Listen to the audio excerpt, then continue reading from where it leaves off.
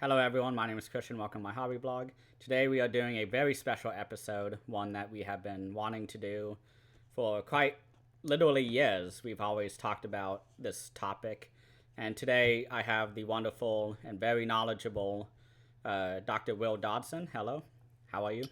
Hey, Chris, how's it going? Thanks for having me.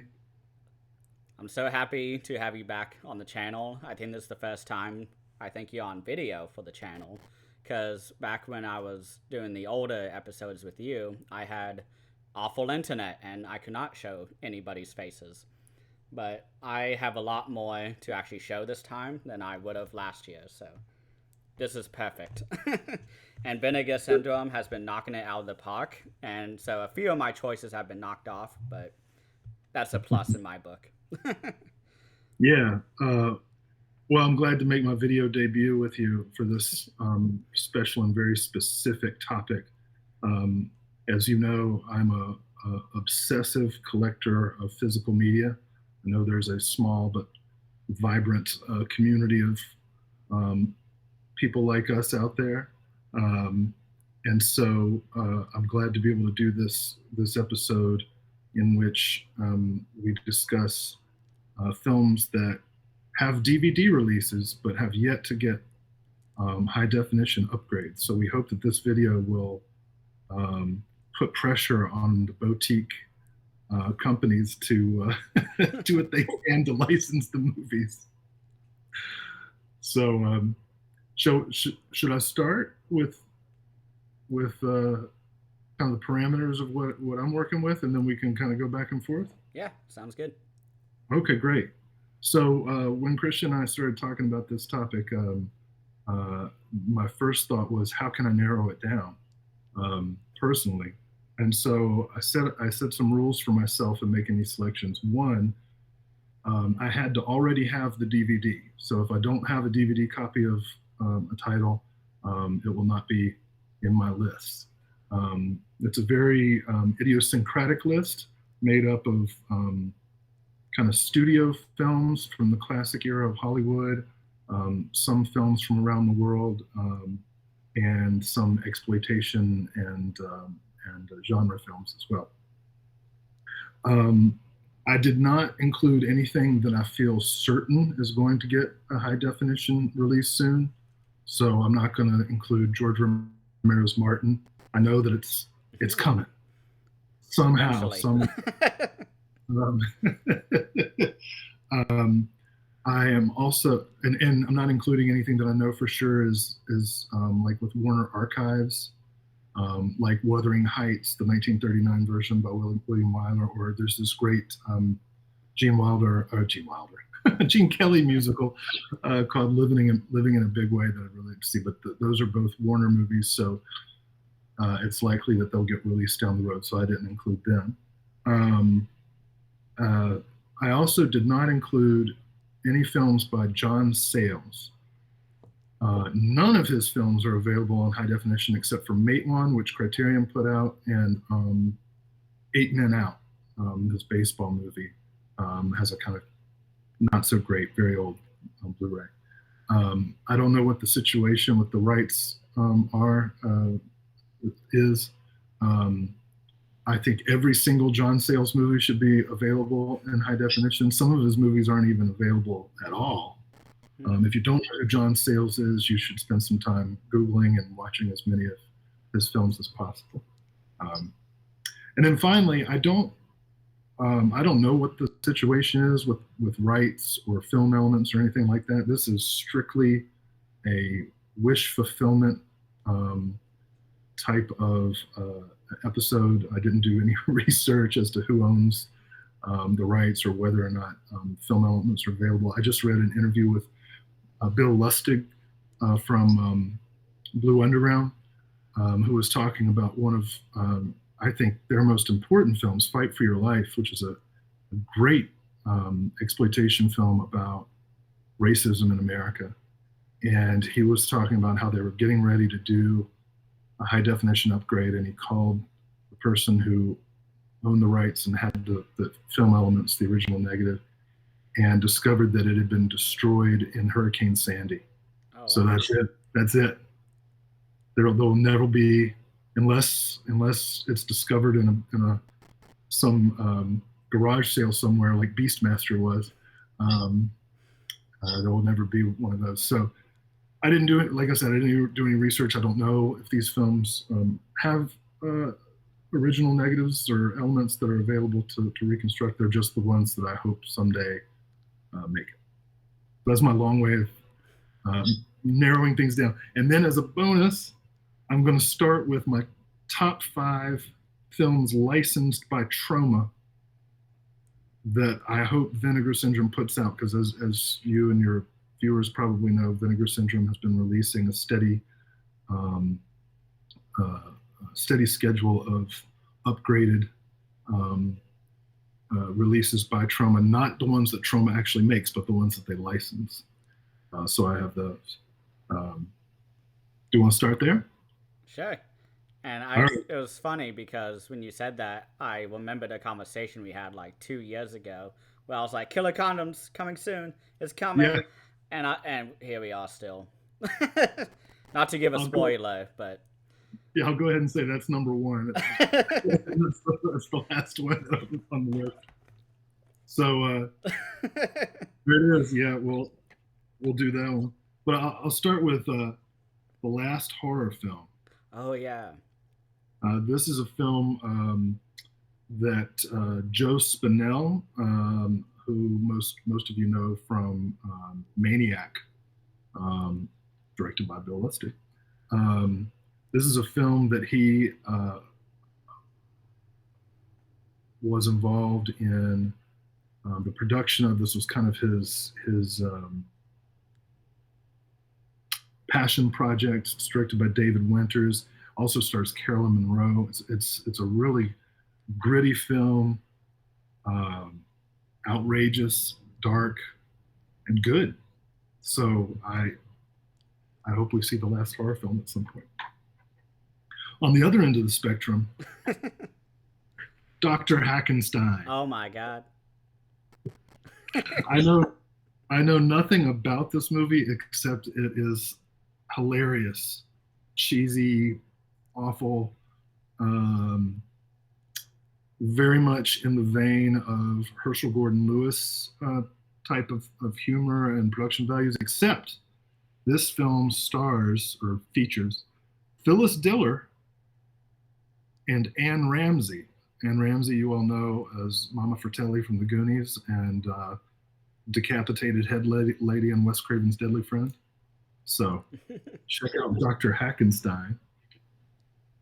I'll just keep going because you're waiting for Killer Condom. Oh yeah. The next one's a film by Fred Olen Ray, one of my favorite exploitation directors, and it features a performance by Michael Berryman of Hills Have Eyes. Also has Lawrence Tierney, who some of you know from Reservoir Dogs. Russ Tamblyn from West Side Story and Twin Peaks and all the Al Adamson biker movies. Wizards of the Demon Sword. Never even heard of it. It is a no-budget stop-motion animation sword and sandal fantasy movie. The back of it says, it's a swashbuckling fantasy in the vein of The Princess Bride and Conan the Barbarian. No. No, it's in the vein of it wishes it had the budget of Hawk the Slayer, which is a film that was going to be on my list, but I just found a Region B Blu-ray of it that I'll definitely be ordering tonight. Hawk the Slayer, one of the great 80s fantasy movies. All right, here's my number 2, Merchants of Death. Back in the this also has Russ Tamblyn. Back in the 80s, it was a great time to have a bunch of money and a camera, because you could just produce a movie. And this is a vanity project by the husband and wife team of Claire and Ross Hagen, and it is about a black market of organ trafficking. Um, Basically, these criminals abduct young women and harvest their organs for sale in the black market. And it is so strange, right? Because the stars are uh, Hoke Howell and Ross Hagen, who are the writer director team who had never made anything before, never acted before. They're a private eye and a dad in like a Liam Neeson type of Taken situation. Actually, Taken might be a ripoff of this film. Oh my god! Watch it, and tell me what you think. But it has a powerhouse cast. Otherwise, PJ Souls is in it, and from Halloween and Rock and Roll High School. William Smith, who just passed away, Rance Howard, Opie's dad, Clint Howard, Opie's brother, are all in this movie. This movie, and it has a really strange strain of like S&M type stuff. Like the climactic battle has the dad with a bullwhip whipping the bad guy with it and saying, "Yeah, you take it, you like that." Whoa, man. My favorite line in this film, I'm spending a lot of time on Merchants of Death because I really want it to come out. My favorite line in this film, the heroes, the private eye and the dad, capture one of the head goons, right, the muscle of the organ harvesting operation, and they handcuff him to the floor of their RV, which is their like Batmobile, and they've got this guy handcuffed, and he goes, "Can you just uncuff me, you fucking farmer?" And the guy's not a farmer. He says this line like calling somebody a farmer is the worst thing that they could ever be called, and he delivers it with this like condescension, like, "You farmer." It's just a bizarre film, and it needs to be seen by more people. So I hope we get to it. All right, I'm going to hold this up and let you start talking about it. Our number one trauma license gets an HD release, The Killer Condom. Oh yeah, this is easily one of my favorite movies. I think I first watched it way back in our first cult films class in global cult cinema because we had to screen a foreign movie for one of our projects, and I showed Tampopo, actually, and someone else had done Killer Condom, and it changed my life, whether for better or for worse, I don't know, but this is a movie that is very sex positive and very queer positive too, because our main character is gay, and the actor was also gay. And there's actually, shockingly, there's special features on here, one of which is a commentary track. And I just listened to it recently, a few months ago, for our trauma episode on the Withering Watchpile. And they talk about how all of that was deliberate, casting a gay man to be the gay character. And the story of this movie, and this is something I want to one day do, but I always want to kind of give an essay or a video essay of some sort saying how the name of the movie, Killer Condom, and the entire plot makes it sound like a very trashy and exploitative movie, but it's much like elevated beyond what it advertises itself as. And this is one of my favorite movies to rewatch because there's always something new to discover. And when I thought I was done discovering things, I listened to the commentary track, and we have a trans character named Babette, and she is singing a song the entire movie, and it's the whatever Seagulls song. I can't remember it off the top of my head, but they play it over and over in its entirety, like 3 or 4 times, and according to the director and the producer, it was a totally different song. And so that's why it is so awfully lip synced. And I thought that was just like, I thought that was the joke. but apparently they couldn't get the rights to the original German song, so they put a different song, like a popular American song. And there are so many jokes in this movie. It's like Gremlins 2. It's a joke a second. Yeah. And I don't know. Our main character, Macaroni, is the funniest, driest character ever. And he's got the biggest dick ever in any motion picture. And that's not an exaggeration. I love the shadow shot where it's lit from behind.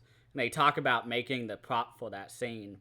And they said they just like grabbed the biggest dildo they could find and just had a lamp behind it. And that's how they lit the scene. This movie deserves an HD remaster, a 4K even. Absolutely. We haven't even mentioned the fact that it's a German film in German, set in New York City, including some characters from Oklahoma. Bill. It's based on a comic book by Ralph Koenig, directed by Martin Walls, who's continued his career making films in Germany. It has some really interesting connections. H.R. Giger apparently designed the titular killer condom creatures. On the commentary track includes Jörg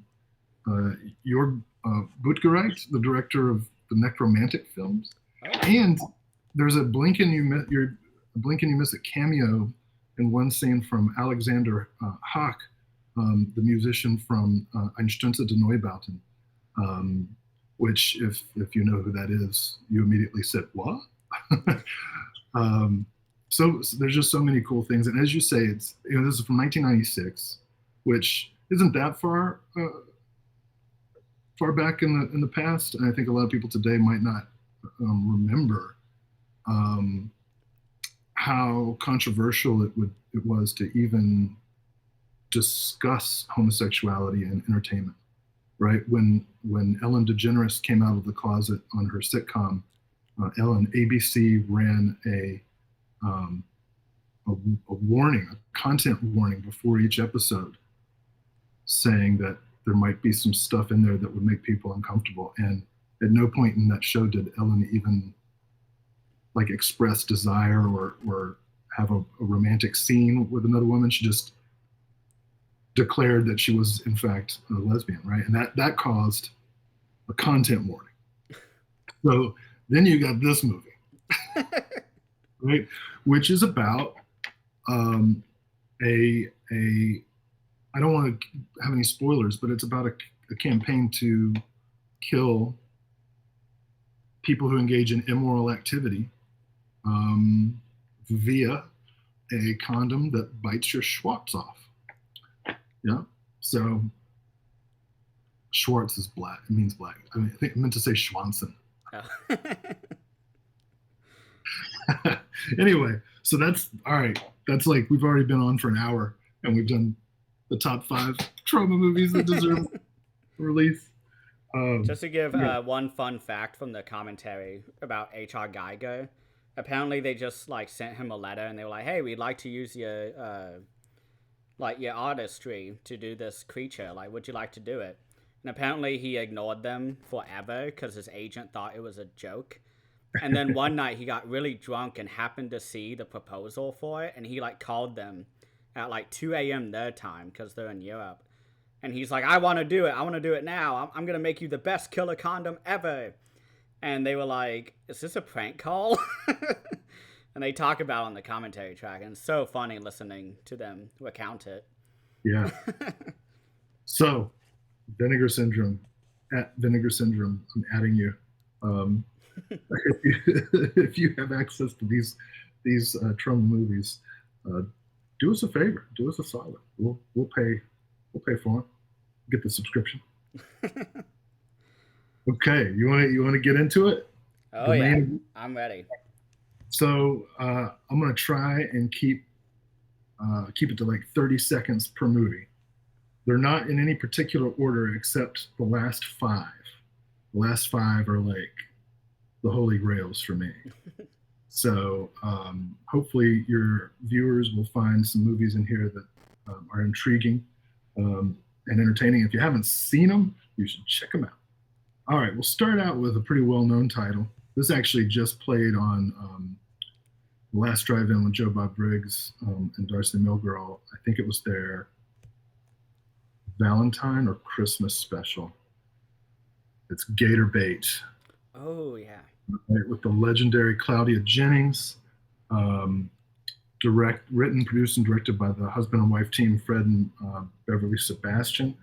My copy is so collectible that it misspells Fred's name on the back as Ferd.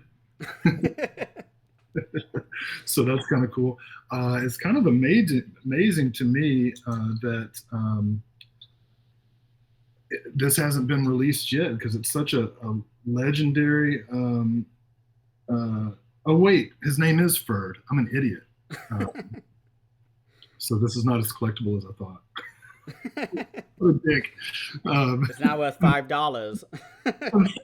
Oh man, and Ferd just passed away too, so now I'm a really bad fan. Ferd's anyway, this is a great example of sort of the rape revenge genre, in which Claudia Jennings gets her revenge on some Cajun good old boys that try to run her out of the bayou. And it's pretty great. All right, moving right along. Already started out with an error. Thailand. Tears of the Black Tiger. You ever hear of this one? Nope. Okay, this is a Thai spaghetti western. I'm sorry. Yeah, it is. It probably has, next to Once Upon a Time in the West, it has one of the greatest opening sequences of any western. So if it's, I don't know what you would call a Thai spaghetti western, but that is what it's trying to do. It's like utilizing the techniques and visual style of the Italian western, but also infusing it with Thai mythology, like legends. The color scheme in this movie is unbelievable. It really needs a high definition upgrade. It's a gorgeous movie to watch. Came out in 2000, so it's fairly recent, at least to somebody like me. I don't know a lot about it. It hasn't. It's definitely a cult film. I'm sure some people in your audience have heard of it or seen it, but it's not one that gets a lot of love, and it really is ripe for rediscovery. It's a super sad love story, a story of broship, right? You got the love triangle going on. And it's also super funny. The gunplay is amazing. Tears of the Black Tiger. Okay, moving right along.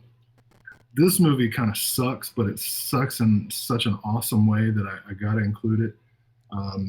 Anybody who knows me more than 5 minutes knows that I'm a big fan of the late Corey Haim, especially when he's paired with Corey Feldman. Not paired with Corey Feldman this time, but he is paired with Patricia Arquette in Prayer of the Roller Boys. Oh my God. a near future dystopia in which the urban landscape is threatened by a marauding gang of inline skate gangs. Yes, inline skaters, rollerbladers who wear trench coats, which generally you don't want to do when you're roller skating. That's really dangerous. They make it look cool. They skate in formation, slow motion.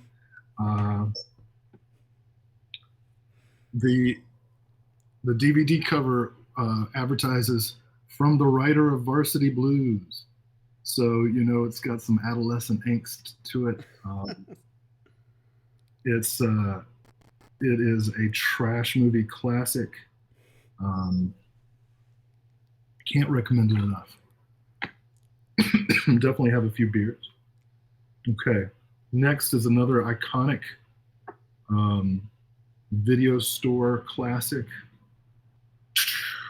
Hello, Mary Lou, Prom Night 2. Now, there are actually 4 Prom Night movies, and I'm not counting the remake. Love to see them in a box set or something, but this is the best of the sequels.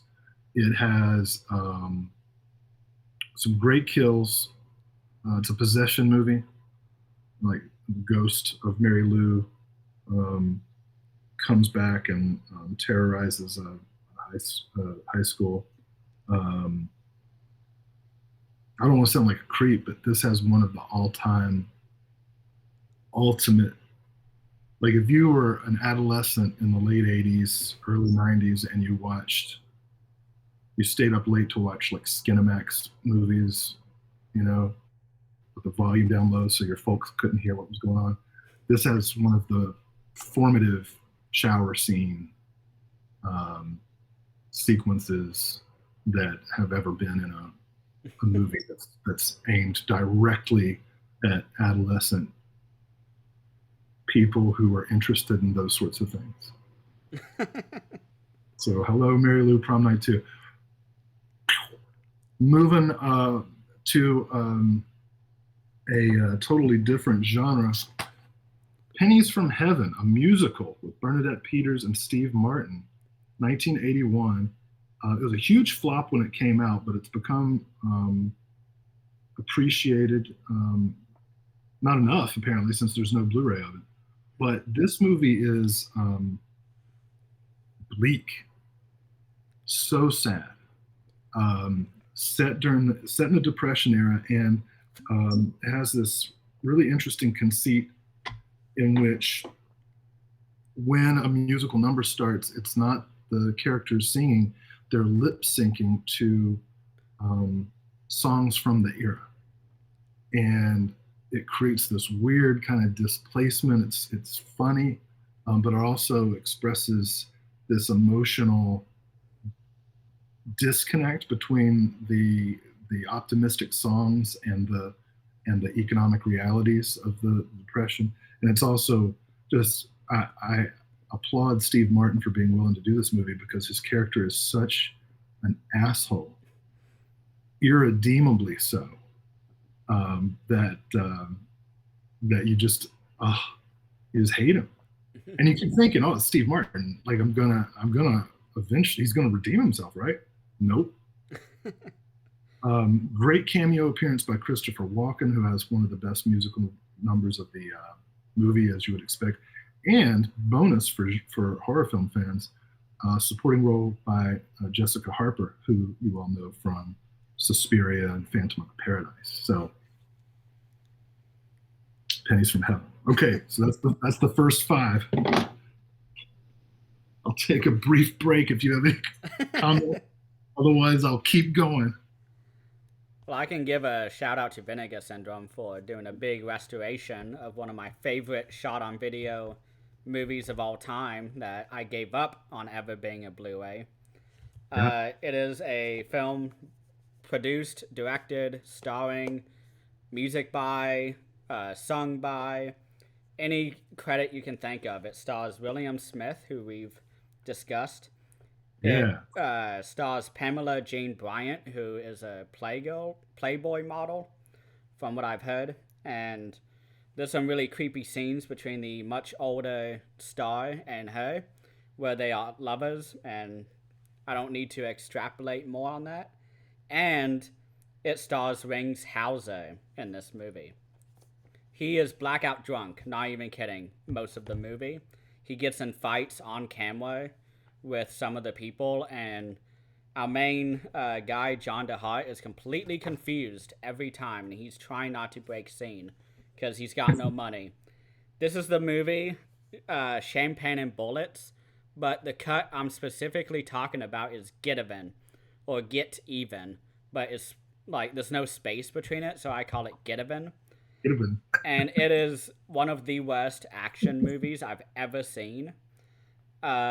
He did shoot it on like 40 or 70 millimeter or something, whatever the really cheap 35 millimeter is the really cheap one, I think. Or is it 70? It's one of those. And for years he could not sell the movie, so he made a different cut that took out all of the rape scenes because it was pretty rapey Oh on the my God. first cut.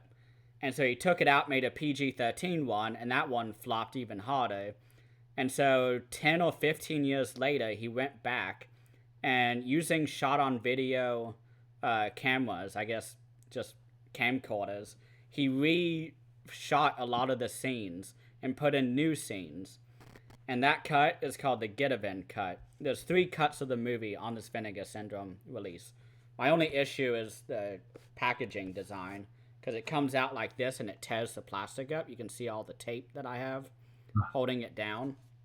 It's my only complaint, but I'm willing to live with it. And they have an audio commentary track with John DeHart like last year, because this came out in, I think, the Black Friday sale of last year. And I about died when I saw John DeHart on the cover, because for years, I think since 2015, I have known this movie and loved it, and I had no hopes at all that it would ever come out.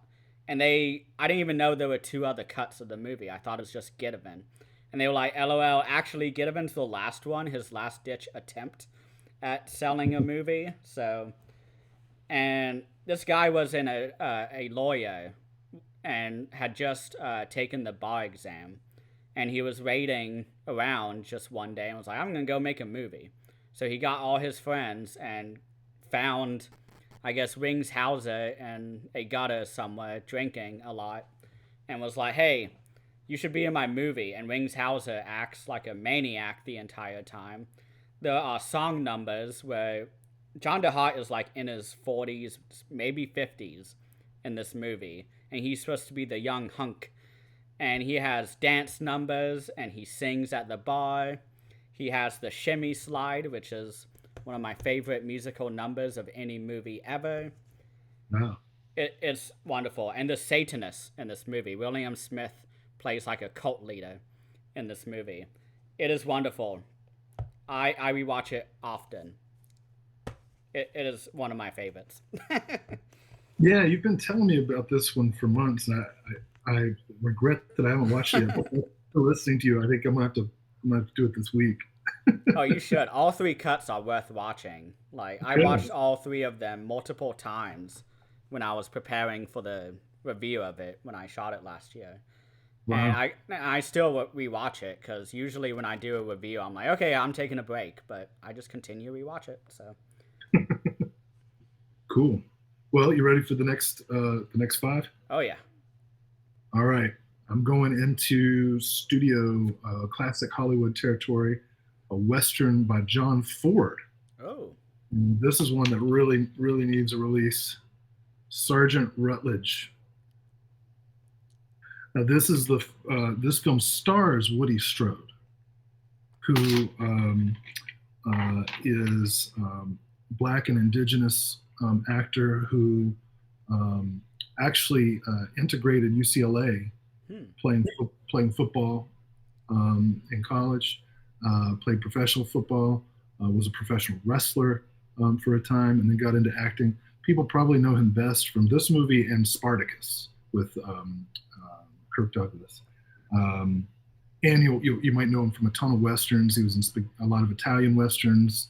He's in the great opening sequence of Once Upon a Time in the West. His final film appearance was in Sam Raimi's The Quick and the Dead before his passing. Anyway, this was his first big film role, and it is,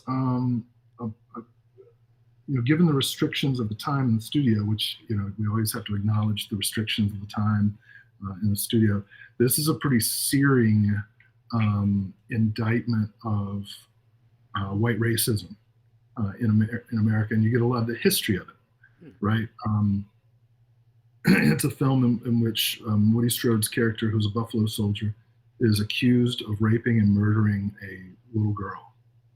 And it is a courtroom drama that's been told in flashback from various perspectives. There's a bit of white saviorism in it, and that has to be admitted. The lawyer played by Jeffrey Hunter, who's in a bunch of Ford Westerns, is kind of this crusader, right? At the same time, there's really no other way to do it, right? Like if Rutledge is to be saved, a white lawyer is going to have to do it. It's just a shame that Strode did not get top billing, right? He's the star of the movie, but he's fourth billed in it. But it is a great kind of introduction to Woody Strode. So it's a really strong Ford film. It doesn't have the reputation that I think it deserves, partly because there's not a whole lot of action in it. It's very staged because it's in a courtroom, very talky because it's in a courtroom. But it's really beautifully shot. I'd love to see what it looks like in high definition, especially in the flashback scenes that are outdoors. Sergeant Rutledge, John Ford, come on, we need it. That sounds awesome. I would love to see that. Yeah. Oh, you never? I teach a westerns course in which I show it, but you didn't take the westerns course. I wish I had. Some students have seen it. Okay, so as I said, these are in no particular order until I get to the last five. So there's some kind of interesting juxtapositions. I'm going to Japan now for one of two Pinky Violence movies that I'm including in this group. This is Zero Woman, Red Handcuffs from 1974. It is a rape revenge movie, as many of the Pinky Violence films are. Zero Woman is kind of like sexploitation James Bond. There's like 100 Zero Women. This is really the only one that's any good that I know of. Gorgeous color work, as you'd expect from 70s Japanese genre films, based on a manga, and it's about a woman cop going undercover to rescue some kidnapped victim, right? And the way she entraps people is through her like sexuality and charm, and she's got these red handcuffs that she like throws on people. It's an intense movie. It's got some humor. It's got some disturbing violence, as is typical of the genre. It stars Miki Sugimoto, who is one of the top two actresses of the Pinky Violence genre. The other one we'll get to later. She's great. She's in a lot of good movies that are worth checking out, but Zero Woman, Red Handcuffs is the one I would recommend starting with. All right, next. I said I wasn't worried about Martin. Martin's going to come out on Blu-ray, but I really want to see Bruiser, George Romero's Bruiser. I know this is not your favorite movie of George Romero, and I don't think it is really anybody's favorite Romero movie, and it shouldn't be. It's not his best movie, but it is, I think, an important film of his, and I think it would really benefit from high definition remastering, because I think that the compositions, I think the color will really pop a lot better than it does on this kind of muddy Blu-ray that we've got. This is from 2001. Romero had moved up to I think Toronto at this time. This is filmed in Canada. I had the extreme pleasure of attending. I think this was 2007 or 2008, a retrospective of Romero films in Charlotte, North Carolina, and Romero was a guest of honor. And after the screening of each film, we got questions from the audience time. And Bruiser was not on the docket, but Season of the Witch was. And I managed to get a question in, and I asked him if he felt like Bruiser was kind of a male version of Season of the Witch. Season of the Witch, of course, is about, has some of those themes, these frustrations of a suburban housewife, the restrictions of the sort of misogynistic structure that and the stereotypes of suburbia. This is about kind of male hysteria, right? This guy who works himself to death, constantly stepped on, cuckolded, passed over, unrecognized, belittled, made to feel little, and he gets pissed. And Romero said that he had never thought of it that way, but yeah, it definitely he said it was. So there you go. That was my super smart question for George Romero. I think somebody else asked him if zombies went to the bathroom. So Bruiser, we got to see Bruiser. Okay, next. There's always those type of questions. This is, I realize this is such a weird, obsessive kind of video, but thank you for giving me a platform. Trees Lounge. All right, written, directed by, and starring Steve Buscemi. This movie is sad, funny, frustrating. It kind of came in the wake of the success of Tarantino in the early 90s. There were tons of limited theatrical release and straight-to-video release, like cool, talky, indie films that were, pretty low budget. And this is one of those. I think this is fantastic. It's a sort of keeping with the theme from Bruiser. It's an exploration of sort of male obsolescence, right? Buscemi plays this total loser whose every decision screws things up even more in his life. He's lost everything and he continues to lose. And yet, I've seen this movie probably 50 times, and I'm always happy at the end of it, even though it's such a sad movie. So I highly recommend it. Okay, next one. Again, totally changing genres.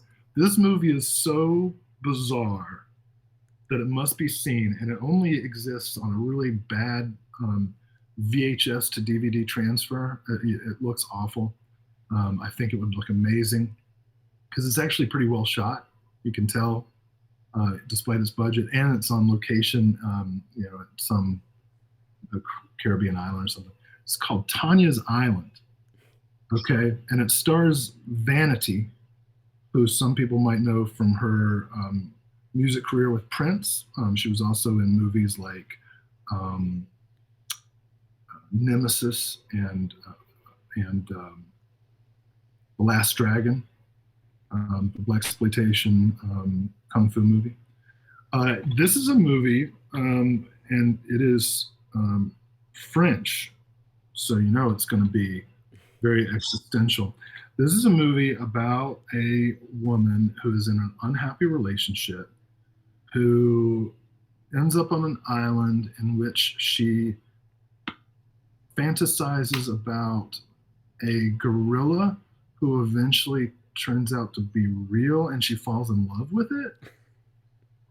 And it's a guy in a suit, and there's some erotic stuff in there. It's really, really strange. Oh yeah, and the guy she's in an unhappy relationship with Lobo gets into a romantic rivalry with the ape, the gorilla. If I haven't convinced you yet that this needs to be seen, this needs to be distributed, I don't know what else to say. This was very formative for me. It was the first time on a late night movie that I saw a naked lady when I was like 12. But then I watched it again as an adult just to kind of see, like, what was this movie that I saw that scarred me so much? Holy cow, this is bizarre. Tanya's Island. Check it out. Okay, so that was the second group of 5. So I'll pause. Questions and comments. I need to get all the 70s Japanese films because I love the revenge and the rape revenge genres a lot. I know I don't really like the non-Japanese ones because they get a little too close to realistic for my taste. What I love about the Japanese genre ones is that it's shot very beautifully. There's some very fantastical elements throughout.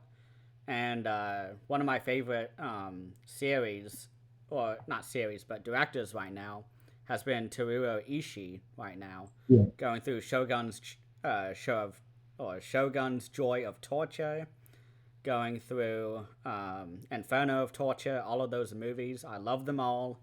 Some I love a lot more, but for the most part, they are really well done movies. And hearing that there's still more to be released on Blu-ray, Arrow Video, come on, do a big box set. Just get all of them done once. I would love to see it. But I can move on to my next one if you want, just to give you a break. But this is one that I'm shocked has like no Blu-ray really at all, because it's one of the biggest Japanese horror films like of all time. And there's a Japanese Blu-ray of it, but it's impossible to find. It's like $40, maybe even $60 last time I looked. But I have a Blockbuster DVD copy of it that I found at McKay's, because McKay's has a lot of hidden treasure that you have to really look for.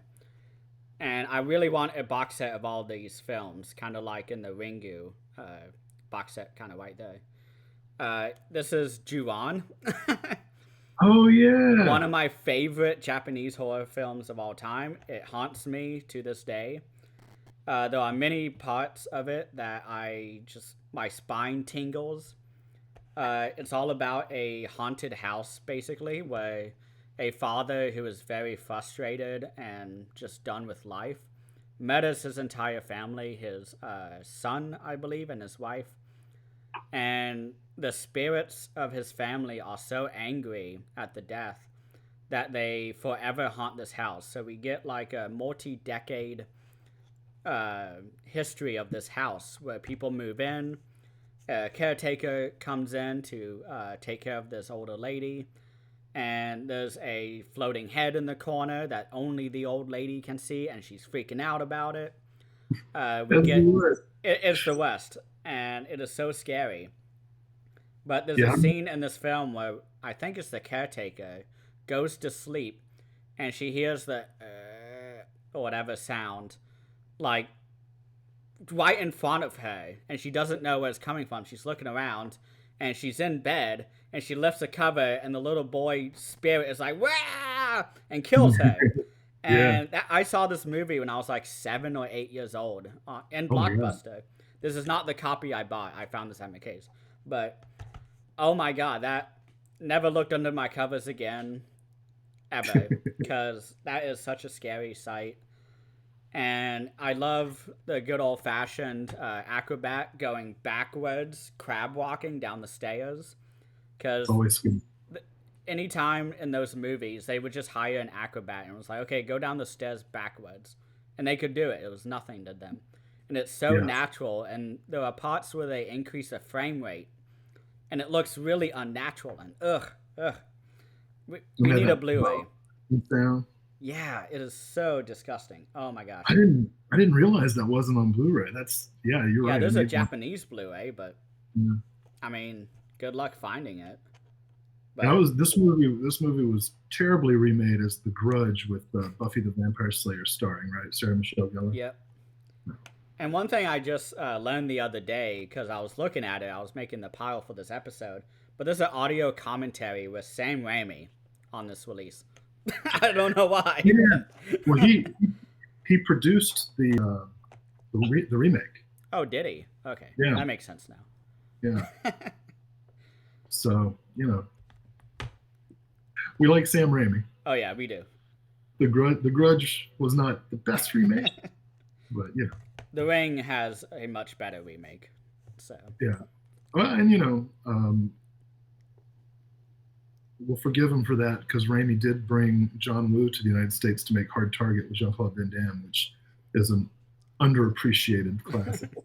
Just released on Vestron, I believe, like a month ago. Yeah. But I can give. Maybe you have this on your stack, because I know we watched it in class. But I can give my second one, leave the last one, which I don't think you've seen yet. But my second to last one is one that you introduced us to. on, Oh, I think, the second cult films class. You showed a documentary on this disc all about the blaxploitation and whether these oh, actors viewed this it is on. as blaxploitation. And this is a movie I've only seen once, but I really enjoyed it, and it is such a foundational film for the genre. Mhm. It is Michael Campus's The Mac. I love the Yeah, soundtrack. That's my favorite thing. I love. Oh man, you got a quadruple pack. yeah. It comes on a Richard Pryor 4-pack. None of these are actually available on Blu-ray, but the Mac is the one we're going to talk about. So I'm happy to yield the floor to you to talk about the Mac. Oh yeah, this is Richard Pryor is in this, and probably one of the best roles he's in that I've seen. He has a great monologue about halfway through the movie where he talks about like the life of being I don't know. It's been so long since I've seen it, but he has a sidekick whose name is Slim, is what it says here on the back, and he's just talking about how life is so oppressive and society is awful. And apparently he was like just recounting his own experience in society, and it wasn't from the script. And they Mhm. just let him go for like 3 or 4 minutes, and then he kind of walks away afterwards. And I think there's an interview on this during the documentary where Richard Pryor talks about filming that scene, and it's lovely. I love it Yeah. when actors do that, when they draw from their own experience rather than just someone writing a script. But Max Julian is the main guy who plays Mac, and he is wonderful in this movie. I haven't seen it in a while. I should have rewatched it for this, but Goldie yeah, Goldie is the name of the oh, is Mac. he? And yeah, Max Julian actually just passed away in January of this year. Um, Oh God, I and he keep missing all these people except William Smith. I saw that one. he was responsible for so many classics of the 70s. The great western that he did with his partner Vanetta McGee, Thomasine and Bushrod.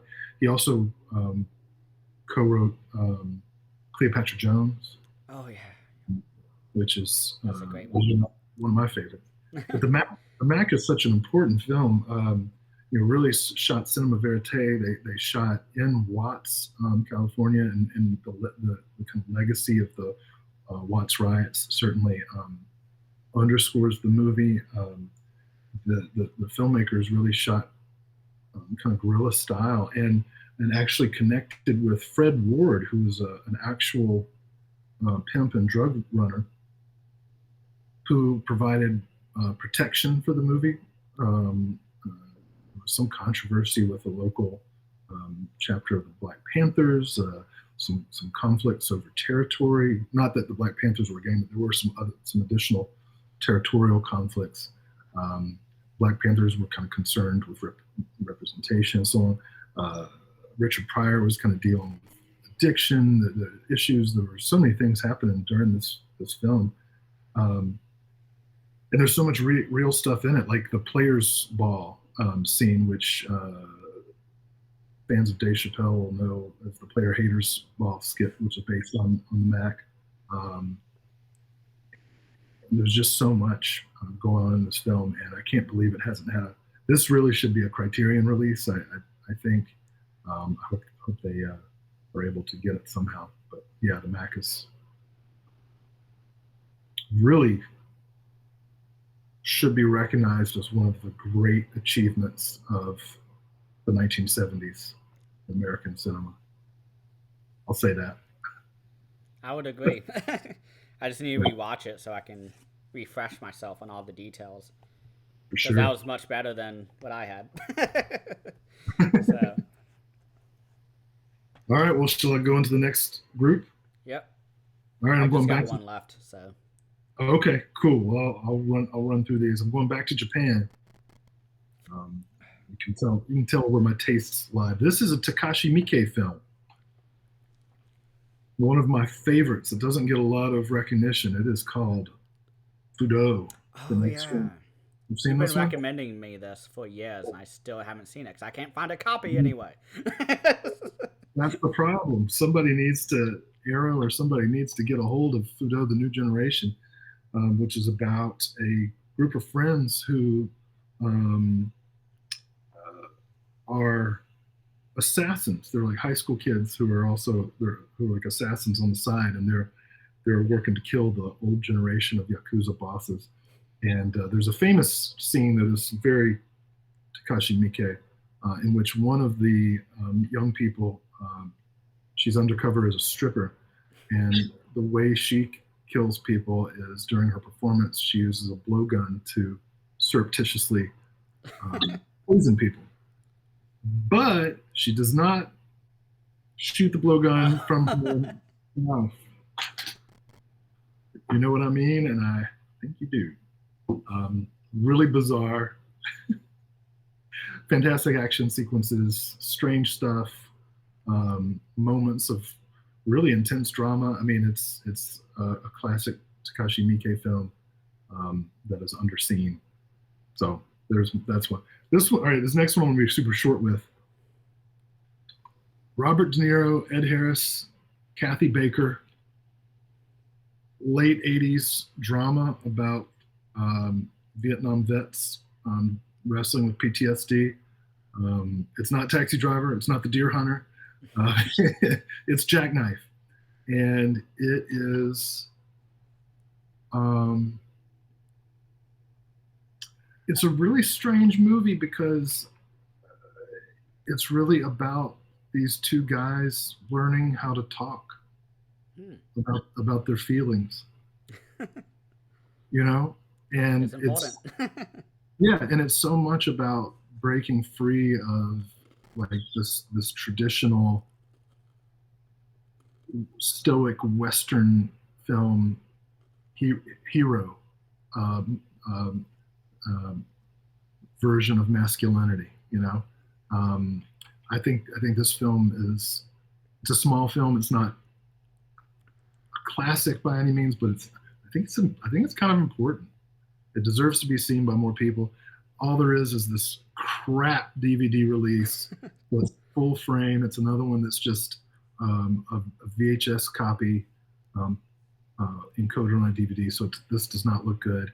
I would really love to see this movie the way it was supposed to be seen. Jackknife, Robert De Niro, Ed Harris, Kathy Baker, directed by David Jones. Yeah. Needs to be seen. Needs to be seen. Okay. Back to Japan. And this is a terrible segue. All right, this is a series. It's called Hanzo the Razor. You ever heard of these? Oh yeah. All right, Sword of Justice, the Snare, and Who's Got the Gold? Samurai cop movie. And as you can see from the tagline, the longest arm of the law, Light Killer Condom, this movie features a very specific shadow-oriented scene in which Hanzo's secret weapon is revealed. He has a gigantic member, and he uses it to interrogate people, women. I mean, these movies are not okay. But they are historically significant, gorgeously shot. The back of this box says he's dirtier than Harry and shaftier than Shaft. I mean, you got to give him credit for that. Also based on a manga. These films are outrageous. They're strange. And they need an upgrade. This box is totally out of print. And come on, somebody. Hanzo the Razor. Isn't Shintaro Katsu in that film? Or Katsu? Yes. Okay. Shintaro, yeah. Before Zatoichi. Before I guess before. Maybe dying. I mean, yeah, this is all 1970s. It could have been during Zatoichi. I don't know all the first one was 72, I think, 73. Okay, then this is interspersed then. Wow. Because they were doing like 4 movies a year, Zatoichi. They keep it busy. All right. Change it up again. Back to America. Another Western. And this is one that I think is one of the greatest Westerns ever made. Directed by Bud Buttaker. Seven Men from Now. Randolph Scott, Lee Marvin, Gail Russell. Recently, a Randolph Scott box set just came out that has almost all the films he did with Bud Buttaker, who is a really important director of westerns, war movies, underseen, underappreciated, like most of these. This has one of the best Lee Marvin performances of all time. And also Gail Russell really deserves recognition. She died way too young. She was an alcoholic. She died of alcohol poisoning, like in her 30s. She had starred in, and she's absolutely amazing in this movie. Her energy, but also the tension and pain you can kind of feel coming from her, really drive this movie. Her scenes with Lee Marvin are like so sexy. I mean, Lee Marvin's the bad guy, as you can tell from the picture, and she ends up with Randolph Scott, but she shouldn't. She should be with Lee. She should be with Lee. Lee Marvin is so great in this movie. Gail Russell was actually a friend of John Wayne's. She had starred with him in Angel and the Badman, and this movie was actually produced by John Wayne's Batjack Pictures, and he suggested Gail Russell for this role, and he was totally right. She was great.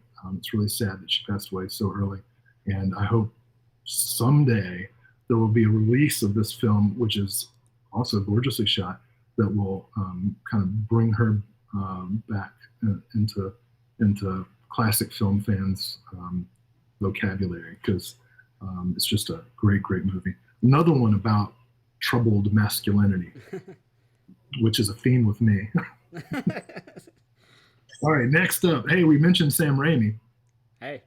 Who just scored a big hit with Doctor Strange and the Multiverse of Madness, which I took my oldest daughter to. And yeah, there's some scenes in there that are definitely Sam Raimi. And then it's just a crap superhero movie. Yeah, but I'll give it credit. That's the first time I've seen in a Marvel movie a climax in which the handsome superhero is a zombie with half his face rotted off. That was my favorite part. Nice job. Actually, I'll give Doctor Strange credit for one sequence that I thought was absolutely brilliant, which is there's a magic fight between two of the Doctor Stranges, and they use the score of the film as the weapon, right? Oh, the musical notes. They take the musical notes out of the score that's playing in the film and fight with it. I thought that was great. Okay. So in the 90s, Sam Raimi was trying to kind of transition out of being known as a horror director and did films in almost every genre. He did the Western, Quick and the Dead, did a baseball movie with Kevin Costner for Love of the Game. He did a gothic ghost story, The Gift. And he also did this film, which I think is his best movie. So I'm whispering that so that the Evil Dead fans don't track me down and dox me or something. Rest assured, I'm a huge fan of the Evil Dead trilogy, but A Simple Plan needs to be seen. It needs to have a high definition upgrade. It's incredible. It's definitely the most still Sam Raimi has ever been. But you can still recognize it's his camera somehow. I don't know. This is, shot in kind of winterscape, Midwest. Would look great with a high definition upgrade. Bill Paxton is amazing in this film. Billy Bob Thornton. Bridget Fonda's in it, who you'll remember in her cameo from Army of Darkness. It's incredible. I don't think enough people know about this movie. I feel like it should have won some kind of an award. This film has everything you need. It's a murder mystery, a moral quandary. It's heaped with irony and pathos. and the sort of struggle with ordinariness that most people, including myself, face. It's a great movie. Simple Plan. I can't believe it's not out on some kind of high definition format. I hope that gets rectified soon.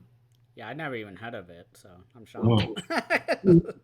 Well, check it out as soon as you can. Okay, last one of this stack, and then I'll take a little bit of a break, and I got two more stacks. Another Western. I didn't realize all of these, how they were going to stack up until I got them on the table. Another film with Richard Pryor, Adios Amigo. Oh, yeah. Fred the Hammer Williamson not only stars in it, but he wrote and directed it. It's a comedy, featuring Fred Williamson's iconic look that Jamie Foxx lifted for Django Unchained.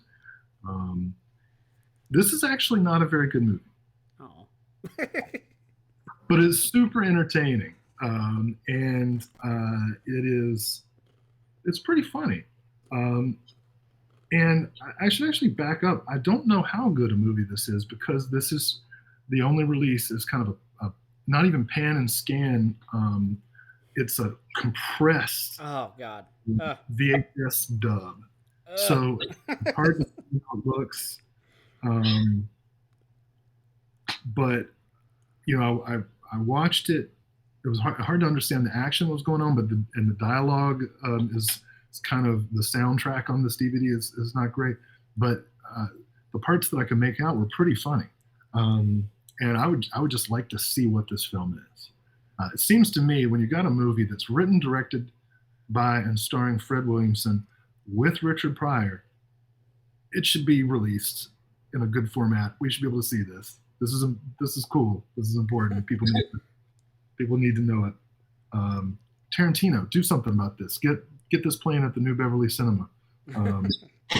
Generate some interest. Okay, I'll pause. Do you want to show your last one now, or do you want to wait until the big finale? I can show it now. All right, let's see it. This is one that has a German media book, so it sold out instantly after it came out. And Second Sight actually has an edition of this, but it keeps selling out because I meant to buy it along with The Witch 4K, and it sold out like instantly when they stocked it back up. So I'll just say Region A, I want a Blu-ray of. Vinegar Syndrome did the third one, which is the absolute worst of the series.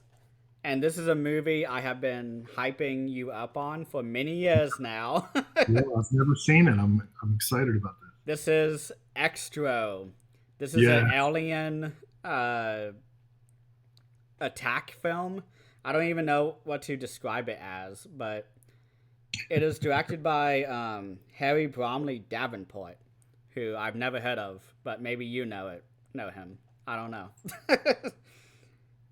But the first movie is what's the good one. Extro 2 is part of the alien ripoff trend that you see a lot kind of in the late 70s, early 80s.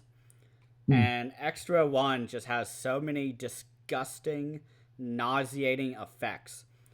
Because our main character is a little boy who loses his father to the extra-dimensional breaking of physics. He throws a stick up in the air and it rips time itself. And his father gets sucked up into the portal. Wow. And it is amazing. And that's just like the first minute of the movie. And the father gets turned into like an alien host. And he gets beamed back to Earth. And he is beamed back as like a weird alien, which is kind of on the back here with the weird teeth right here. And he comes back and he, just like Michael Myers, takes a knife and kills a woman. And then inhabits her body, impregnates her with himself, and then crawls his way out of the, the uterus of the woman. And it is disgusting. I I don't see the name anywhere, but I think Brian Usner produced it secretly under a pen name. Because as he's crawling out of the woman, guts and blood is flying everywhere. And there's a part of the movie where our main boy character has like a toy like soldier, and he has this weird psychic ability to turn inanimate objects into real life.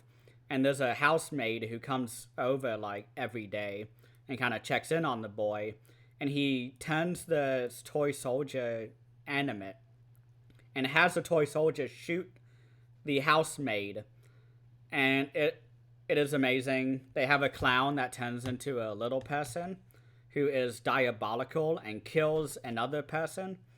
I have been hyping this up forever, and it's not for naught. This movie is one of my favorites of all time. This is only the DVD I found of it, and it gets packaged with the second one, which is utterly crap.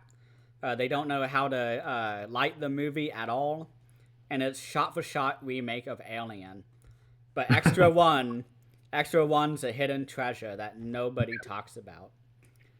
I'm shocked.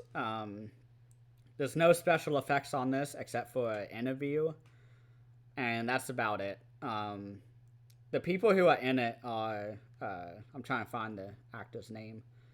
Simon Nash, who was in Brazil, apparently. Oh. And then Bernice Stegers, or Stegers, from Macabre, which is a movie I've heard of. But, I believe, yeah, Lamberto Bava directed that, I think. Macabre? Yeah, that makes sense, actually. I think our video just did a release, maybe? I don't know. Scream Blue Factory? Underground, Or Blue Underground? Yeah. has a DVD release, but Macabre has not been released on Blu-ray either. So. Oh man, well I can give my next one, which I don't own a DVD copy because it's impossible to find, but it's put out by Blue Underground. It's one of my favorite horror movies taking place in a movie theater, which has been my, for some reason, obsession lately. Horror movies set in theaters, but it's the movie Anguish. Oh yeah. That movie is so nasty and exploitative. Yeah. And it is wonderful. I love it. I watched it for my Spooktober watch, my 31 Days of Horror. And I was like, oh my god, this is as disgusting as I remember it. Because I remember I saw it on, like, I don't know, YouTube one day when I was, like, in high school, like, just randomly. And I was like, this is disgusting. And then I watched it again for that. And I was like, oh, I wonder if there's a Blu-ray. Nope, there's an out-of-print DVD by Blue Underground. And I'm like, come on, guys. Yeah, that one definitely needs an Zelda upgrade. Rubinstein is in it, and she's great in it. She can telepathically communicate with her son, who works at, like, a dental, like, place. And she's obsessed with eyeballs. And so she sends her son to go kill unsuspecting women and take the eyeballs and put them in formaldehyde jars. And comes back and she's like, I'm so proud of you. And there's also like a really weird meta element where in the beginning of the film, they're like, this movie is real, crushing everything. It's like They Live by John Carpenter. And at the end of the movie, what happens, I'm not going to say it, but it becomes so meta and it like completes the circle for me. And it just blew my mind when I rewatched it for the first time in like probably a decade. I love it. I love Anguish. Good selection.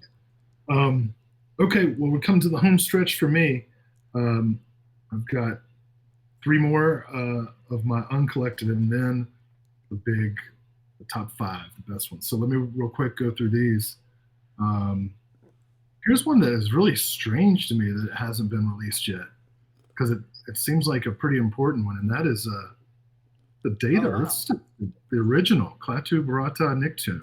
That's not what?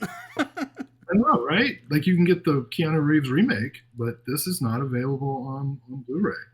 Oh my god! Not much to say about it. You know, everybody should have at least heard of this. Directed by Robert Wise, one of the most iconic and important sci-fi films of the 50s. It's 1951.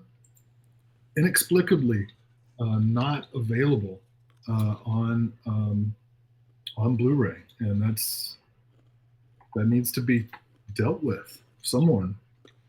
It's a 20th Century Fox movie. Oh wait, hold on. Oh, there is I broke my own rule.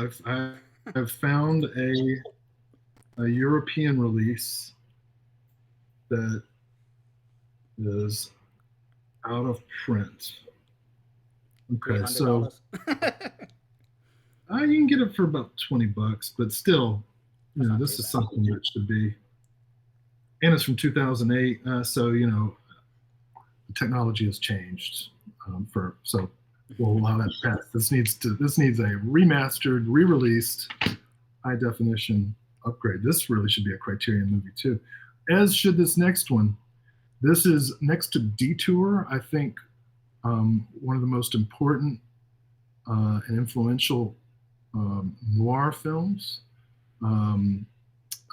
It's directed by Rudolph Maté, who was an amazing cinematographer and director in his own right. DOA, Dead on Arrival, with Edmund O'Brien. This is a man discovers he's poisoned and he's going to die, and he is trying to figure out who has killed him and why before he goes. And this is an early example of cinema verite, shot in the streets, moving camera as this guy's running through real neighborhoods, up and down the blocks. It's only available. It's public domain, I guess, because there are all these crappy DVD releases by companies called things like Timeless Classics. That's who released this one. And real muddy. You really don't see. And Maté, like I mentioned, is an amazing cinematographer. This film needs to look the way it's supposed to look. Somebody's got to do this. And if you've never seen DOA, you can find it, I'm sure, on YouTube or something like that. To get a sense of it. Okay, my next one is another box set. Terrible movies. Movies that will not make you a better person, that will make you a worse person, but movies that need to be preserved and understood. And that is Ilsa. The she-wolf? Ilsa, she-wolf of the SS, Ilsa, harem keeper of the oil sheiks, and Ilsa, the wicked warden. Here we go. Diane Thorne just passed away 2 years ago. Spent her whole latter half of her career doing convention appearances for Ilsa. Yeah, this is the grandmother of all Nazi-sploitation movies. This was actually shot on the set of Hogan's Heroes, the sitcom, which gave it great production value, and it is immoral. She tortures, castrates, electrocutes women through their genitals. She's the worst. She hosts a banquet of Nazi officers in which a naked woman stands on a block of ice with a noose around her neck and on the table, and the ice melts and she slowly is strangled to death while the SS officers enjoy their feast. That's the kind of movie this is. Followed by a surprise sequel in which we add Muslim stereotypes to the mix. The natural evolution of the genre or the series. And then just to add a twist to it, Jess Franco did an Ilsa ripoff called Greta, the Wicked Warden, which was retitled Ilsa.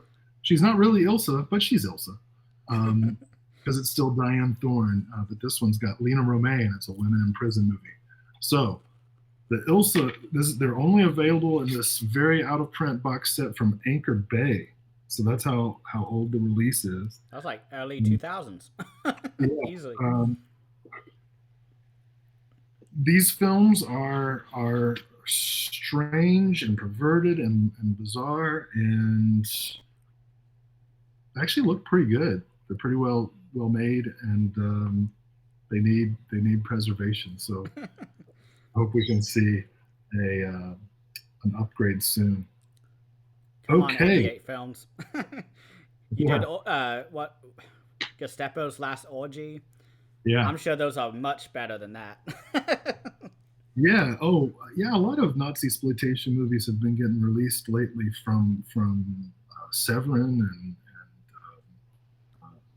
other places as well. So hopefully the Ilsa films will end up in the right place at some point. I've been hearing about it since high school. Because I used to frequent the Wikipedia page, like video nasties and most controversial films, and that was always on there. And I've still yet to see it because you can't find it. I always talk about it in my cult films classes, but I will never show it. I think that's why I heard it and was reminded of its existence. Which says something about him, because I'm willing to show Cannibal Holocaust with major trigger warnings, but I won't show the Elsa movie. So I'll let people know about them, and if they want to see them, they can go check them out. Okay, so now I'm at my top 5, and if your viewers have made it this far, hopefully they're in for a treat, because these last 5 are the ones. Like, if you told me I could wish for 5 movies only to get deluxe boutique releases, these are the ones I would choose. So, you ready? I have my master list that I haven't mentioned yet. I'm saying I'm really hoping some of these are on there because I have a feeling we have some crossovers because we've talked about some of these a lot. If you have some crossovers, I'll be impressed. I think some of these are definitely off the beaten path, but some of them aren't. So let's see. All right, you ready then? Oh yeah. All right. Number 5 is actually probably the most important film, but it's my number 5. And that, as you probably know, I'm a huge fan of the director Todd Browning, who's best known for the original Dracula with Bela Lugosi. And the movie that he is second best known for, of course, Freaks. Yeah, I love it. I didn't include it, but yeah. How has favorite. This? It seems like every horror film of the 30s has gotten an upgrade, except for this one. Now, this is a fine DVD. This is released by Warner Brothers, so maybe it will appear at some point. I believe Metro Goldwyn Mayer, though, was the original production house. Yes, it is. It was originally an MGM picture. But Warner Brothers DVD did this, and it's got great supplemental material on this DVD. Commentary by David J. Scull, who wrote the great biography of Todd Browning, as well as The Monster Show, A Cultural History of Horror, among other things. This is a great film. I show it every year. I've written about it. Actually, my very first publication as an academic was on Freaks. And the way this film is, in many ways, a positive representation of disability or differentiated ability, and maybe an unintentional indictment of ableism. I mean, this vocabulary wouldn't have existed back then. But you've seen the movie, so you know what I'm speaking of. It's lean, it's mean. Some of its elements are lost forever, like a castration scene and some other stuff like that. But it is also gorgeously shot. The shadow, the black and white cinematography in this is fantastic. It needs an upgrade. Freaks. What else can I say? That's one of the big movies that I still rewatch because of your class. I really enjoyed it.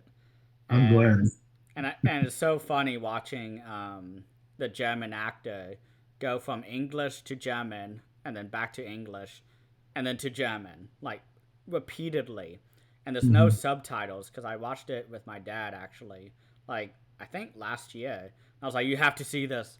It's like you have to see this movie, and it's on YouTube. We can watch it right now, because again, there's like no readily available copy of it. And even my dad was like, "This is great." It's boring at parts. I wish there was subtitles, but I think I got the gist.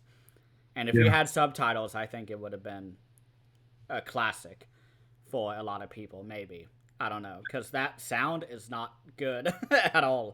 No, yeah, the sound on it is terrible. And I'm not sure what if any upgrade they can make um, uh, in the restoration process if there are better elements available. But I hope one day we'll see it and hear it in high definition. Has to be a Right. Criterion, easily. Yeah, yeah. Okay, so I said that Freaks was the most important film on my list, and I meant it.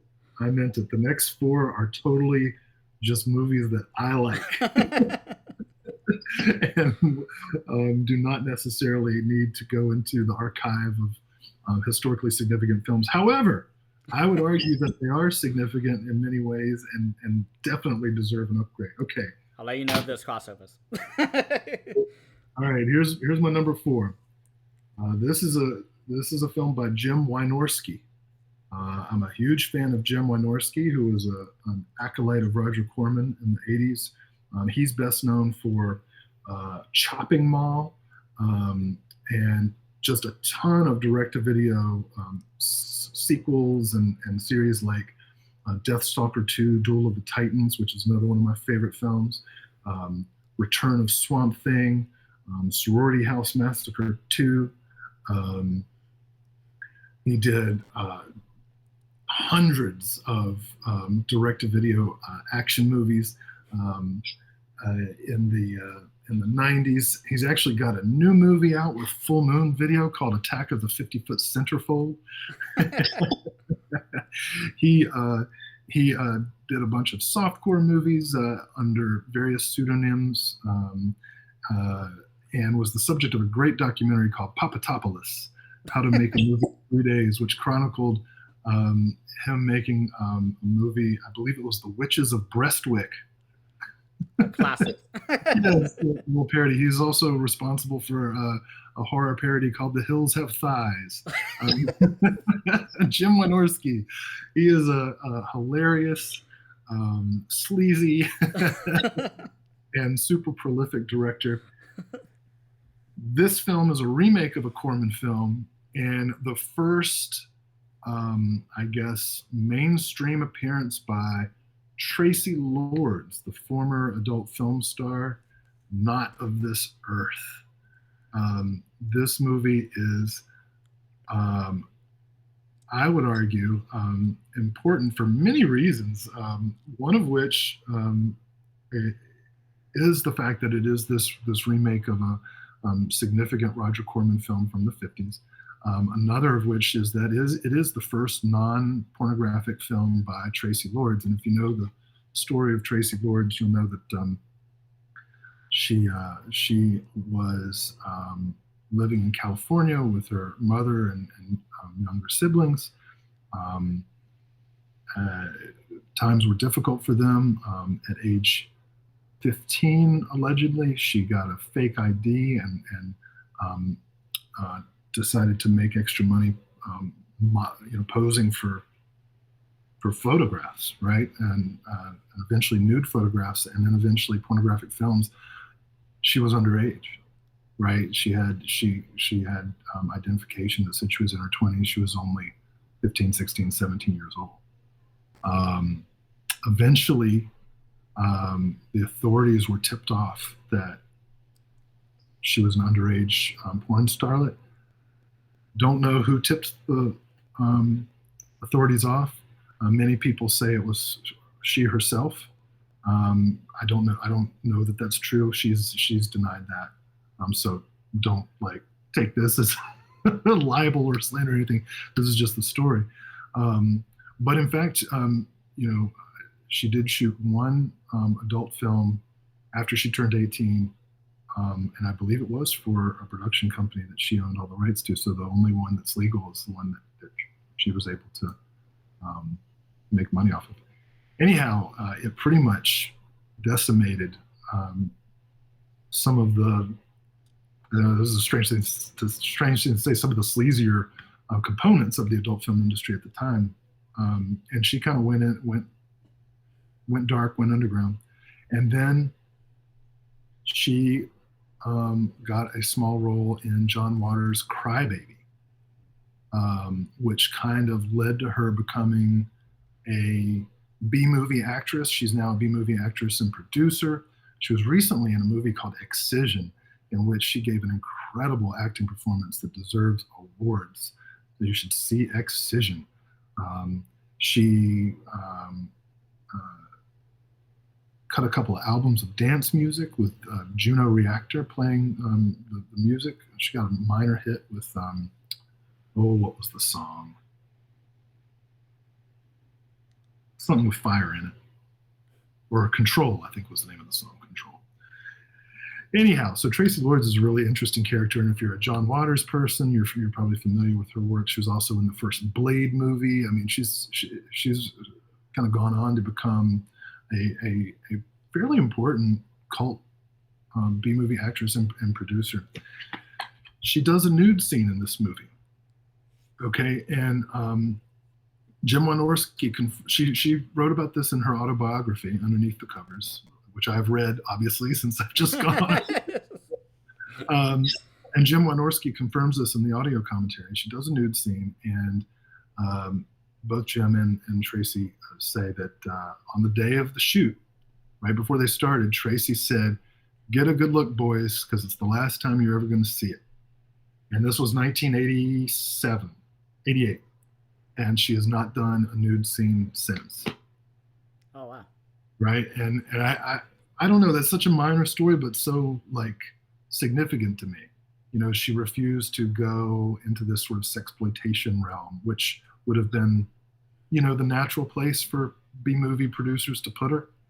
But she was like, no, I'm not doing that. You know, I'm putting this behind me. But she kept her name. You know, she didn't like change her name.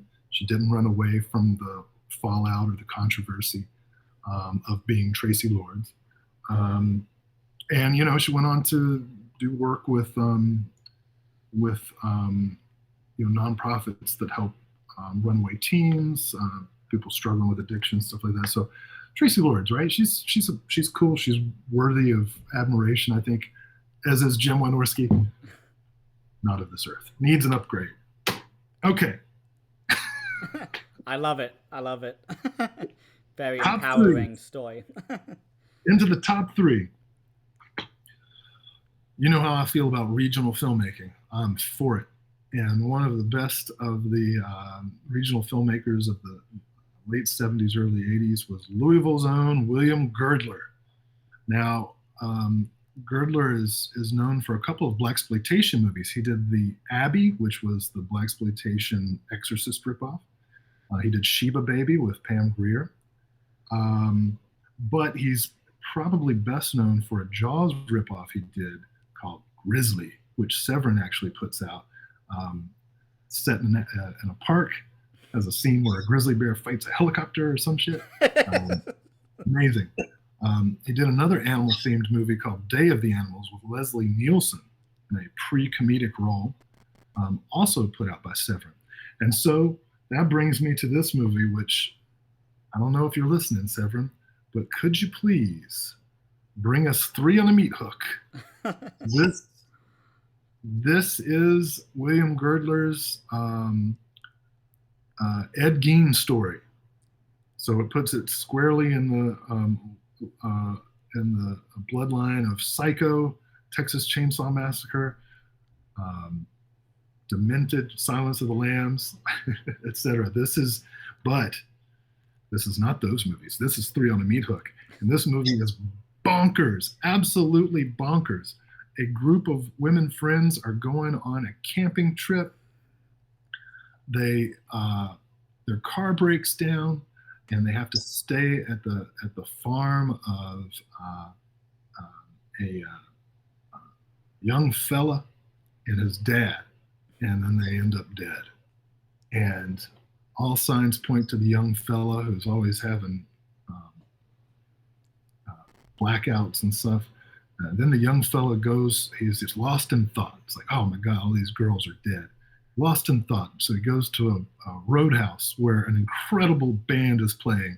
And the band plays 2 full songs in the movie, which I could sing to you, but I will not. That's how many times I've seen this movie. He gets drunk and pisses himself. And a pretty young waitress decides, you know what, this drunk guy who just pissed himself, I feel sorry for him. I'm going to take him home. Takes him home. They fall in love. He brings her back to his farm, but he's scared that he's going to black out and kill her. That's all I'm going to say. This movie is strange, bizarre, hilarious, entertaining, delightful. What other good words can I say about it? Super violent, low budget gore. One of the great cross-dressing scenes of all time. Is that still the phrase? Definitely was at the time. Oh my gosh. 3 on a meat hook needs to be seen. Only available on crappy, this is called Desert Island Films. Obviously this is again, duped from a VHS copy. I would love to see what this really looks like. Because Girdler is not a bad filmmaker. And if you look at the films of his that have been restored, you'll see pretty quality B-movie fun. And this needs to join the ranks. Okay, top 2. Top 2. We're going back to Japan.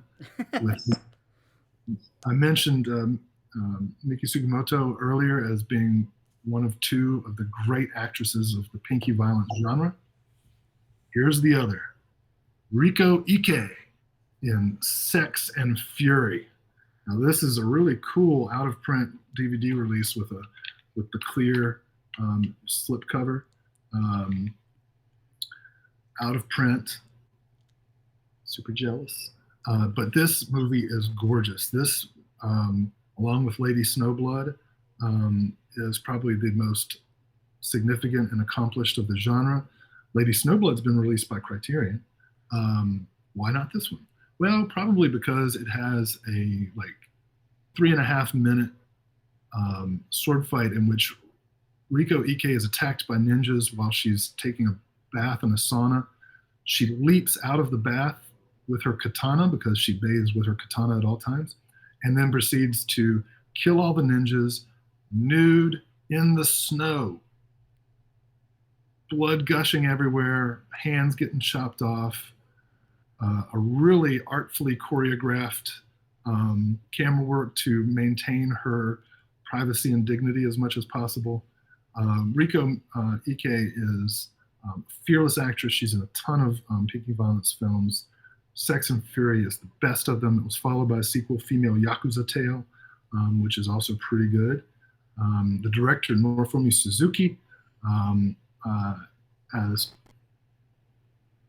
a great camera eye, great composition, great color.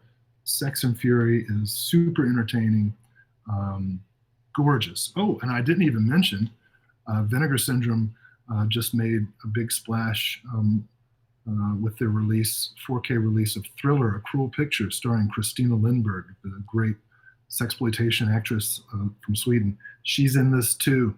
What?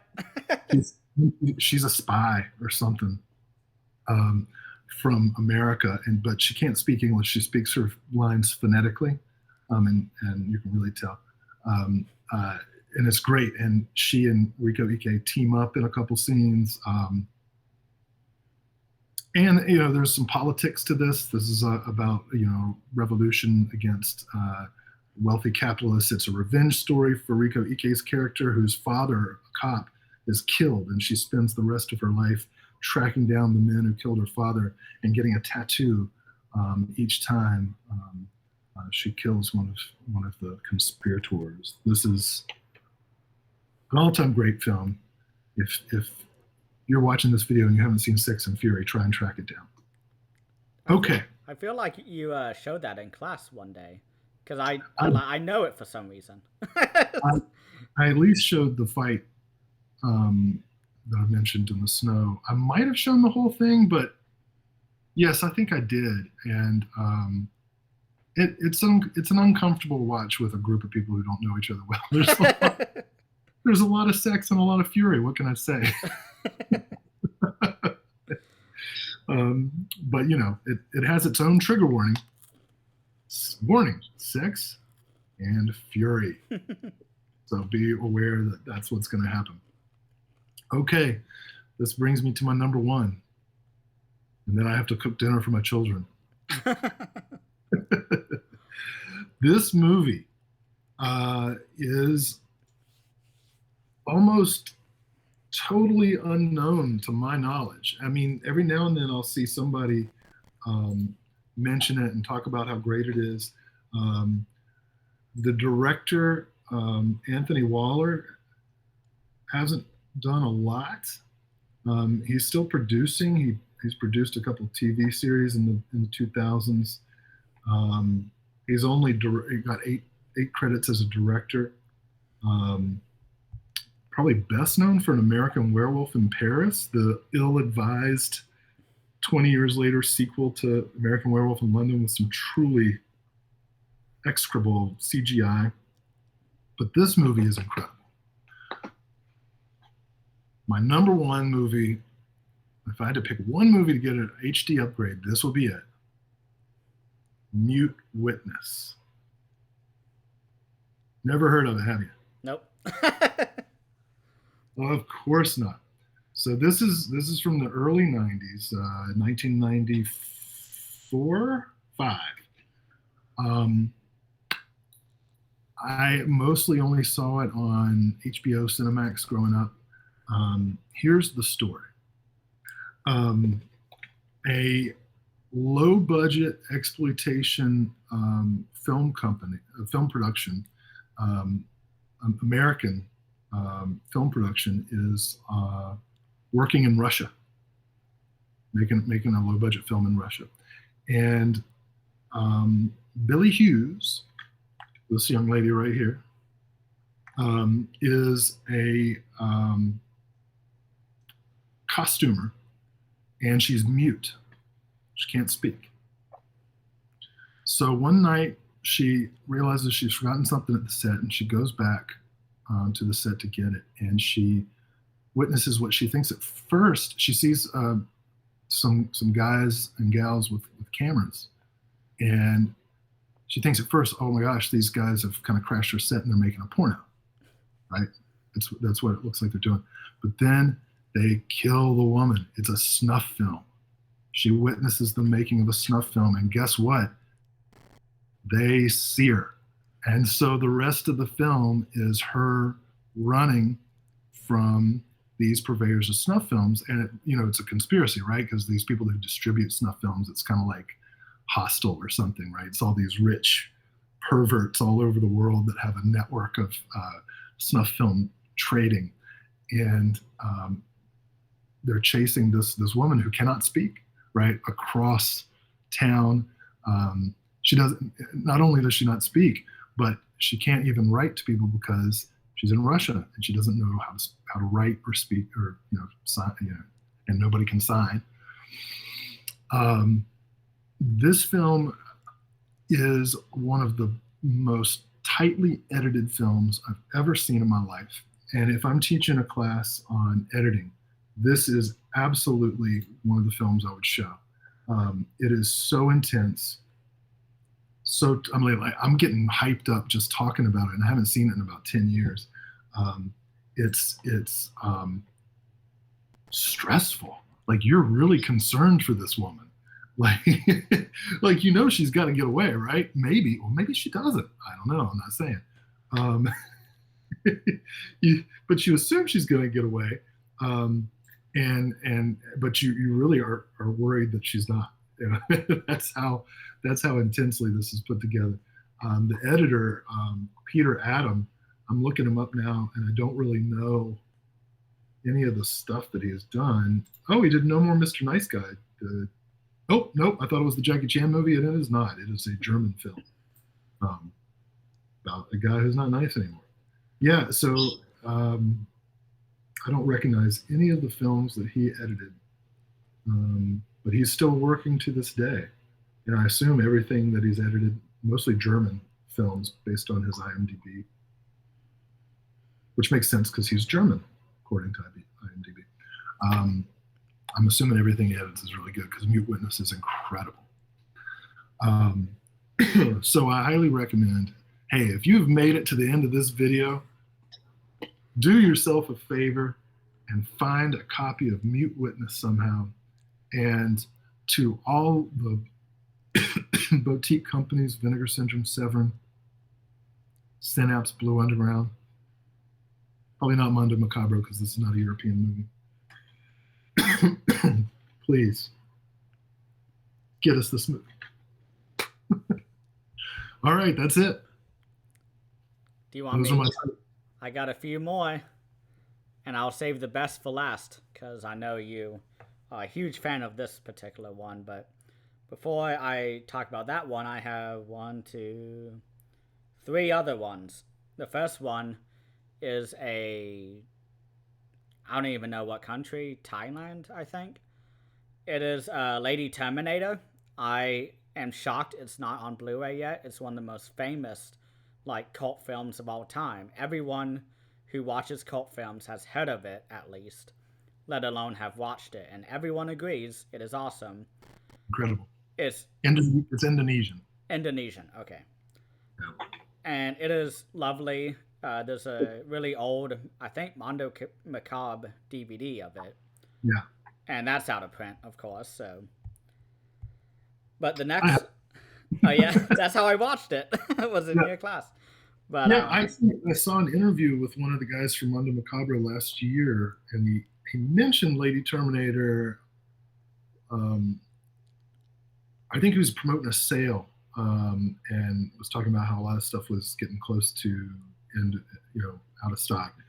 And he said, yeah, there's a big chance to pick up stuff that's definitely not getting an HD release anytime soon. And he mentioned Lady Terminator as one of those. So I took that to mean, so you're saying there's a chance. So there you go. Hopefully Lady Terminator will come out at some point. Vinegar Syndrome, come on. Yeah. My next one is a body horror movie from the mind of Brian Usner. Oh. It is one I am shocked hasn't been released on Blu-ray because it's up there with Society, in my opinion. It has been a very long time since I've seen it. I remember almost nothing except for the giant breast puddle that we see in the movie. This is the movie Faust, Love of the Damned. Yes. It is awesome. I remember nothing about it, so I need to rewatch it, but it's like a heavy metal slasher movie. Yeah, superhero movie. And it is wonderful. A woman melts, and her breasts are giant, and that's the only part that's left. And she is shoveled up with a shovel off the ground and transported. And it's very bloody, I've heard, but all of the elements from the uncensored version are lost or something. I don't know. There's no info you can find out there unless you have it. Yeah, well, Usna went to Spain there in the late 90s, early 2000s and founded Fantastic Factory, which was kind of like Full Moon Video, right? Low budget direct to video genre films, science fiction, fantasy, horror, almost all shot in Spain with Spanish actors. And Faust, I think, was the first film from Fantastic Factory. I might be wrong on that, but I think it was. Yeah, low budget superhero movie. Kind of like Spawn, right? It's like this character who's connected to hell and lost his soul and comes back to fight evil, based on a comic book, I believe. And then there were several more movies from Fantastic Factory that were pretty good. I would love to see pretty much everything Usna ever did get a nice HD upgrade. Faust, that's a good selection. Yeah. And my second to last one, because I remember that I had it on the list. This is a Kurosawa film that is one of my favorite. It's the final collaboration with Toshiro Mifune. It is Redbeard.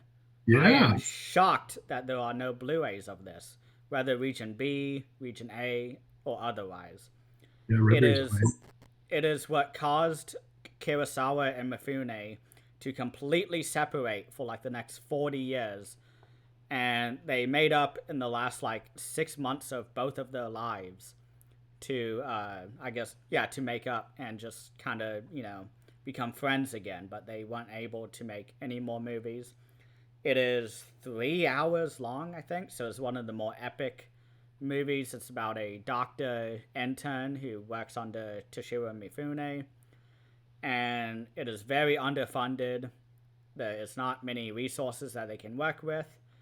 And they just do their best. And we have a lovely story of a young boy with, I think, bronchitis, where he is slowly dying throughout the film, and Mifune is trying his best. And there's a lot of emotional moments towards the end regarding the boy. Yeah. And I'm shocked there are no Blu-rays of it. It is one of my favorite Kurosawa films outside of Yoshinbo, Seven Samurai. It's an incredible film. The attention to detail, the architecture of that movie, which Kurosawa was really fastidious about, was just amazing. I didn't include any films. I forgot to mention this in my self-imposed rules. I didn't include any films that had Criterion releases because I figure Criterion or Kino will eventually do it. But yeah, that one needs to come out. Red Deer. Are you ready for my final and best one? Here Freddy got fingered. Where the fuck is the Blu-ray? Where the fuck is it? Oh my god. I love it. I love how it completely dismantles all of the 2000s romantic comedies 10 years before that genre even became a thing. And it is so disgusting. Tom Green is a national treasure, although for Canada, not for the US. And everything in that movie is amazing. He jerks off an elephant. He licks the exposed bone of his best friend, who has a fractured leg after a skateboarding accident. Yeah. It is shocking that there is no Blu-ray of it. I think it's totally understandable, actually, but I agree with you that I would love to. I tell you, I saw that movie in the theater when it came out. I was in Memphis, and I distinctly recall everyone who was in the theater, and it was about half full, maybe, walking out. Not even halfway through. Me and my friend made it all the way through. I loved it. She did not. For those of you who are a little bit younger, right? So Tom Green had a talk show in Canada, and it was kind of an early prank show. There was some stuff that Jackass kind of not the stunts where you get hurt, but the kind of candid camera go up and annoy people to the point that they take a swing at you kind of pranks. And MTV picked up his show, and he had a show on MTV for several seasons. And it's anti-comedy, right? I mean, it's the kind of, if he came out today, he'd probably be pretty popular, but not anything new. But at the time, he was the only thing like that. This jokes that aren't jokes, situations that are super uncomfortable, almost mean at times, and yet somehow you don't hold it against him because he's so gleeful about it. Somehow he married Drew Barrymore for a little while.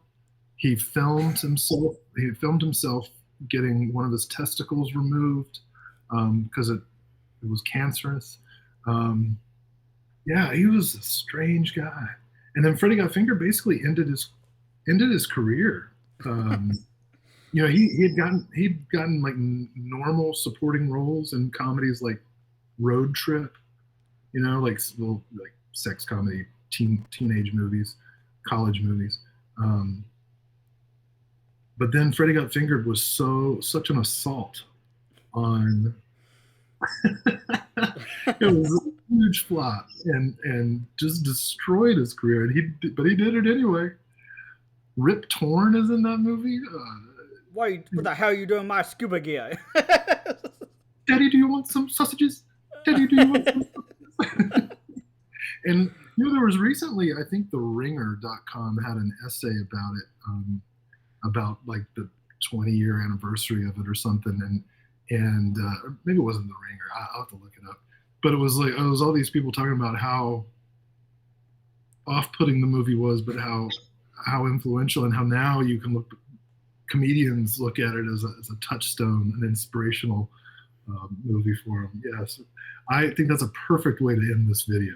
Is a plea for someone to lose money by restoring and releasing Freddy Got Fingered. It's like, hey, companies, do you want to not make money? Here is the title for you. Actually, it will probably sell now, right? Like, probably. For the reasons I hope.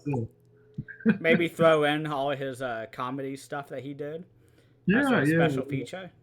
It could work well. I'm sure they could get an interview with him. Easily. Release the green cut. The uncensored that he wanted to do. I can't even imagine. Well, this was great. I had a lot of fun. This came out to be 2 hours long of pure fun and amazingness. Thank you so much for joining with me. This is so much fun. I'm happy to do it. Hey, if anybody made it all 2 hours, good for you. Be sure to like and subscribe. Yeah.